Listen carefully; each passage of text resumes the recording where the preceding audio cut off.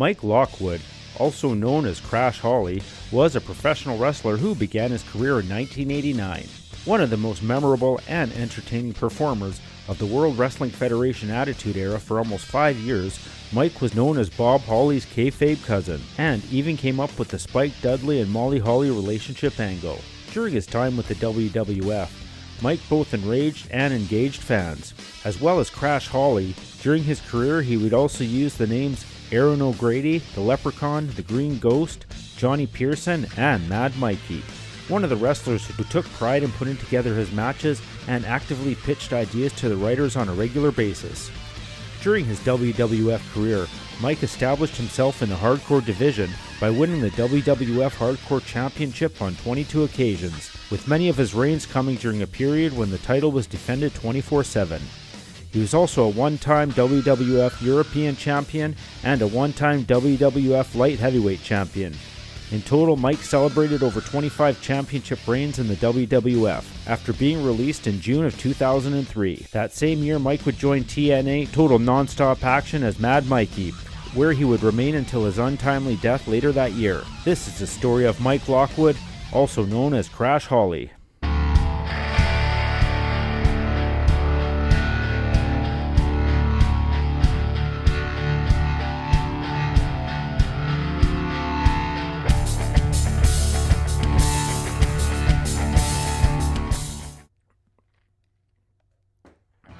Mike was born in Anaheim, California in 1971 and raised in Pacifica, where he graduated from Terra Nova High School.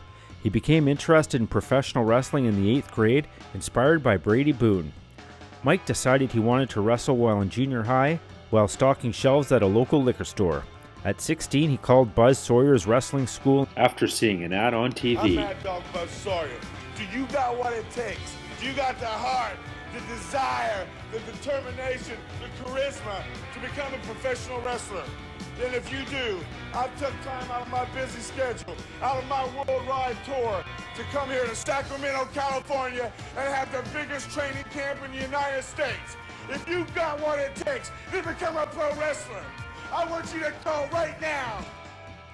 But was told he was too young. In 1989, he graduated from Terra Nova, unbeaten as a senior on the wrestling team.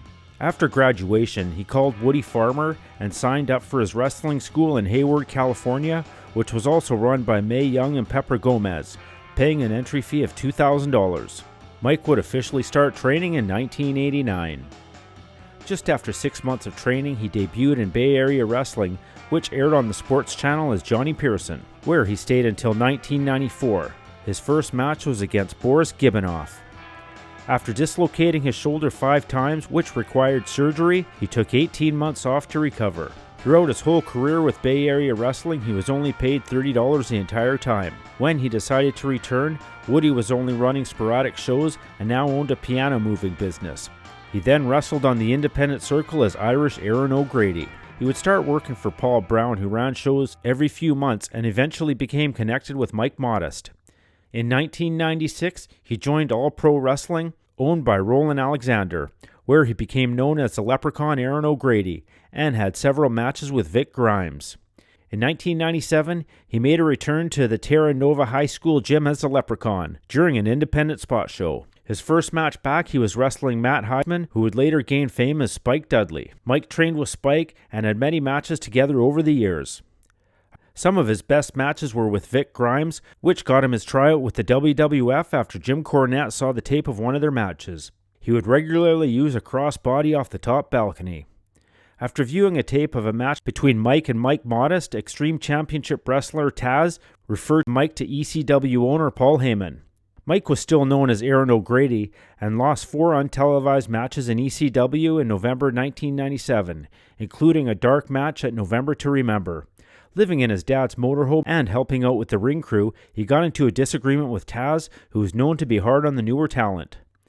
Mike ended up leaving ECW as he knew his WWF tryout was right around the corner. He went back to All Pro Wrestling in California and would even do a Taz impersonation. Mike got his tryout match in the WWF with Vic Grimes, and immediately after the match, both Mike and Vic Grimes were signed to a developmental deal. They were sent back to Memphis to learn how to put together a TV match and where the cameras were. Once in Memphis, he worked in Power Pro Wrestling for more training and even went to Mexico for 3 months. He wrestled in Monterrey under a mask as a Green Ghost and performed at the Super Astros show. He claimed after living in Mexico for 3 months, he still didn't speak a word of Spanish. Even though he didn't know Spanish, he still felt he was getting heat in the locker room. Not having a work visa and routinely getting stiffed in the ring, he felt his safety was in jeopardy and was sent back to Memphis.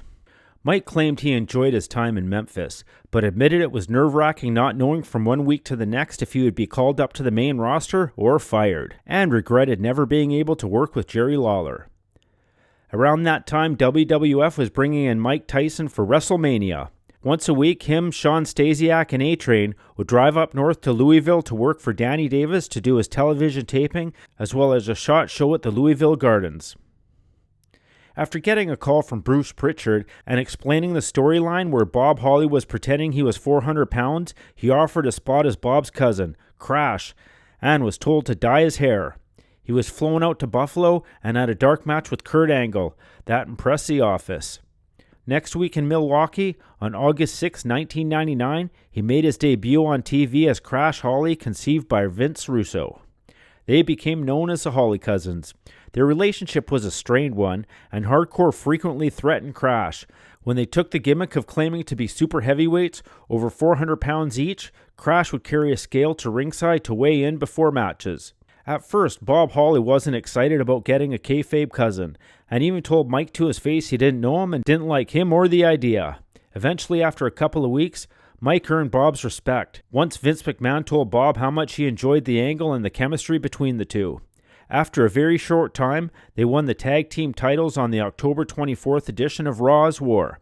They defeated the Rock and Sock Connection for the titles. They would hold the championship until the November 4th edition of SmackDown, when they lost it to Mankind and his new partner, Al Snow. According to Mike, no matter how hard Bob hit him, he went in the back and shook his hand after and thanked him. Mike met his wife, Nikki Wheeler, when she escorted Mark Henry to the ring at Unforgiven 1999 in Charlotte, North Carolina. They married on New Year's Eve of that year. In early 2000, Crash Holly joined the Hardcore division. On the February 24th edition of SmackDown, he defeated Test to begin his first of 22 Hardcore Championship reigns. He decreed that he must defend the championship 24 hours a day, 7 days a week, which later became known as the 24/7 rule. This meant that the title was permanently contested, not just in sanctioned matches, and could change hands anywhere, anytime anyone pinned the champion, so long as the WWF referee counted the fall.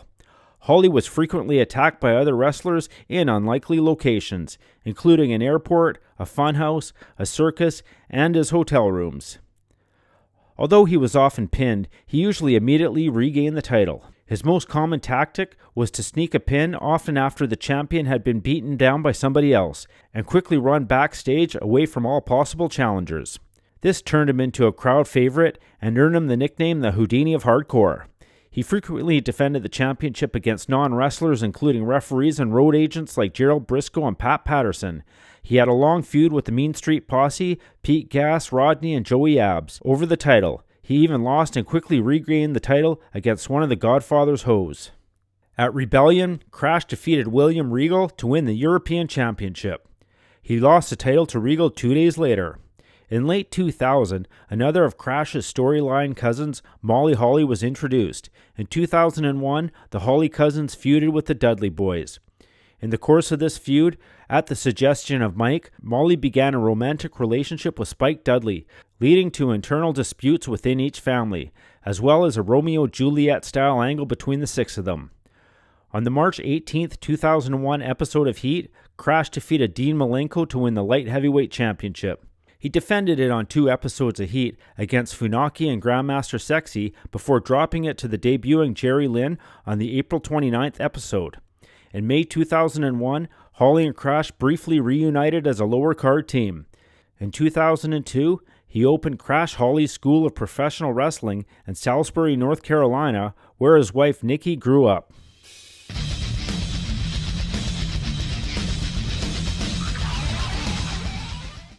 When the WWF was renamed World Wrestling Entertainment and divided into the Raw and SmackDown brands, Mike was assigned to the Raw roster where he had little success. He jumped ship to SmackDown on the September 2nd, 2002 episode of Raw during a match with Jeff Hardy. Earlier, Raw General Manager Eric Bischoff was informed that a Raw wrestler would leave to reunite with a relative on SmackDown. On his first SmackDown match on September 5th, he defeated the Hurricane. He then feuded with Cruiserweight Champion Jamie Noble. On the October 3rd SmackDown, Noble defeated Crash to regain the title. On December 19th, Crash teamed with Bill DeMott to defeat Noble and Nunzio. After the match, DeMott turned on Crash and attacked him. This led to a match on the next SmackDown, which DeMott won. After being sidelined for 4 months, Crash returned on the April 24, 2003 edition of SmackDown. He soon joined Matt Hardy and Shannon Moore in the Mattitude Followers, which was abbreviated to the MFers stable. As Crash was Moore's alleged apprentice, Hardy also referred to him as a Moore-on. His last several matches with the company were tag team matches with Moore, as well as house show matches against newcomer Orlando Jordan. On June 30th, 2003, Mike was released from the WWE. Mike's release was mutual, as he didn't understand what direction the company was going and wanted to pursue other things, and admittingly was personally a lot happier leaving.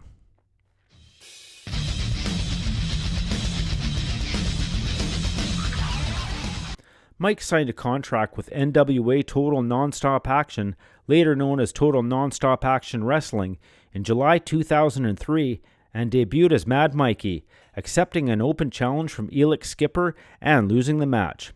Mad Mikey was angry at many things, on which he elaborated on in promos. He wrestled on 9 NWA TNA weekly pay-per-views, lastly on October the 1st. He briefly wrestled for Pro Wrestling Iron in Hayward, California. In late 2003, Mad Mikey and Rory Fox defeated Quentin Lee and the Human Time Bomb with Ricky Steamboat as a special guest referee for Heartland Wrestling Association in what turned out to be Mike's final match. He was reportedly in negotiations with New Japan Pro Wrestling.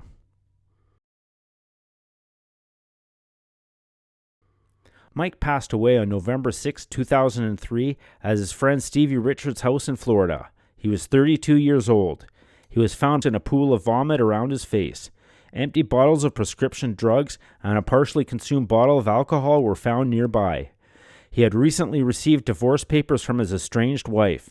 His death, caused by choking on his own vomit, was officially ruled a suicide. He was buried in China Grove in Rowan County, North Carolina.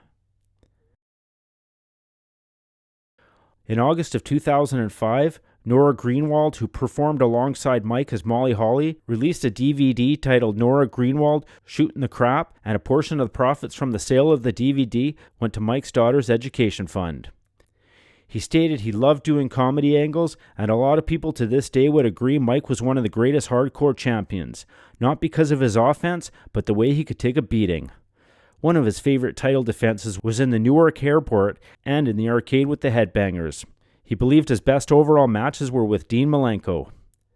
Mike was a huge music and wrestling fan, and his favorite singer was Elvis. Bob Holly would state in an interview, he was very vocal about a lot of things, but a blast to be around.